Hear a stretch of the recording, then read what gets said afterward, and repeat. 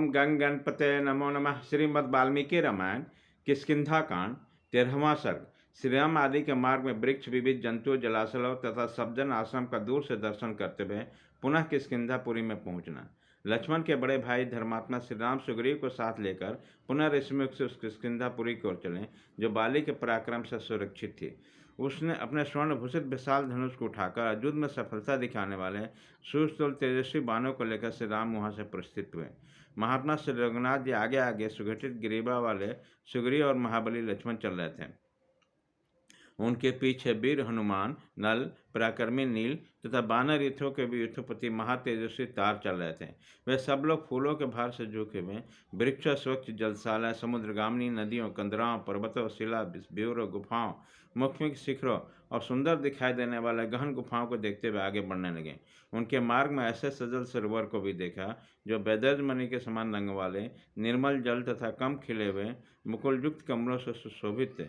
कारंडो, सारस, हल, बंचुल, जलमर्ग, चक्रवात तथा अन्य पशुओं उन सरों में चहचहा रहे थे। उन सबकी प्रतिध्वनि वहाँ गूंज रही थी।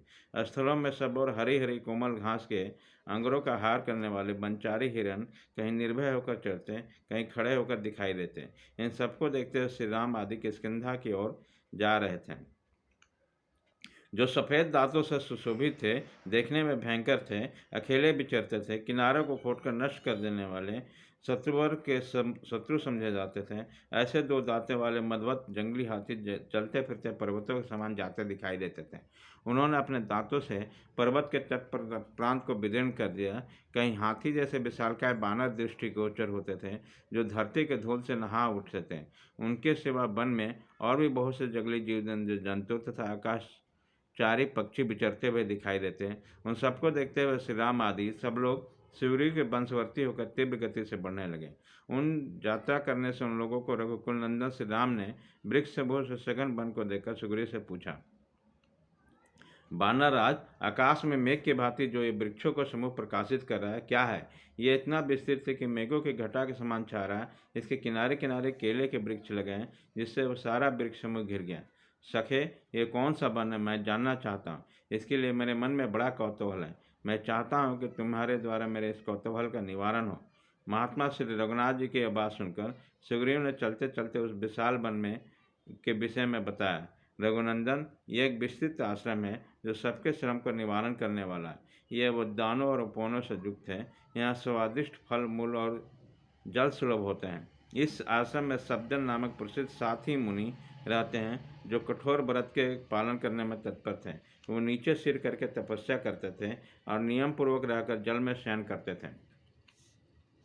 7 दिन और 7 रात व्यतीत करके वे केवल वायु का आहार करते थे तथा एक ही स्थान पर निश्चल भाव से रहते थे। इस प्रकार 100 वर्षों तक तपस्या करके वे सशरीर स्वर्गलोक को चले गए। उन्हीं के प्रभाव से सघन वृक्ष की चहारदीवारी में घिरा हुआ यह आश्रम इंद्र सहित संपूर्ण देवताओं और असुरों के लिए भी अत्यंत दुर्दर्श बना हुआ। पक्षी तथा दूसरे वंचक जीव इसे दूर से त्याग देते हैं। जो मोहवश इसके भीतर प्रवेश करते हैं वे फिर कभी नहीं लौटते।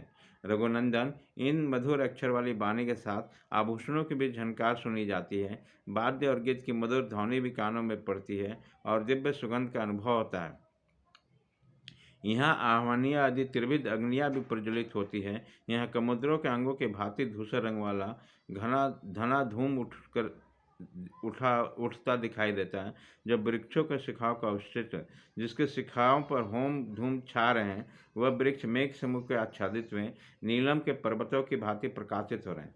धर्मात्मा रघुनंदन, आप मन को एकाग्र करके दोनों हाथ जोड़कर भाई लक्ष्मण के साथ उस मुनियों को उद्देश्य को प्रणाम कीजिए। श्री राम, जो उन पवित्र अंतःकरण वाले ऋषियों को प्रणाम करते हैं, उनके शरीर में किंचन मात्र भी अशुभ नहीं रह जाता। तब भाई लक्ष्मण सहित श्री राम ने हाथ जोड़कर महात्मा ऋषियों के उद्देश्य से प्रणाम किया। धर्मात्मा श्री राम उनके छोटे भाई लक्ष्मण, सुग्रीव तथा अन्य सभी बानर उन ऋषियों को प्रणाम करके प्रसन्नचित्त होकर आगे बढ़े। उस सप्तजन आश्रम के दूर तक मार्ग तय कर लेने के पश्चात उस सबने बाली के द्वारा सुरक्षित किष्किंधापुरी को देखा। तदंतर श्री राम के छोटे भाई लक्ष्मण, श्री राम तथा बानर जिनका उग्र तेज उदित हुआ, हाथों में हस्त लिए इंद्र कुमार बाली के पराक्रम से पालित हुआ किष्किंधापुरी में शत्रुवध के निमित्त पुनः आ पहुँचे। इस प्रकार श्री वाल्मीकि निर्मित आस रामायण आदि काम किष्किंधा कांड में 13वां सर्ग पूरा हुआ।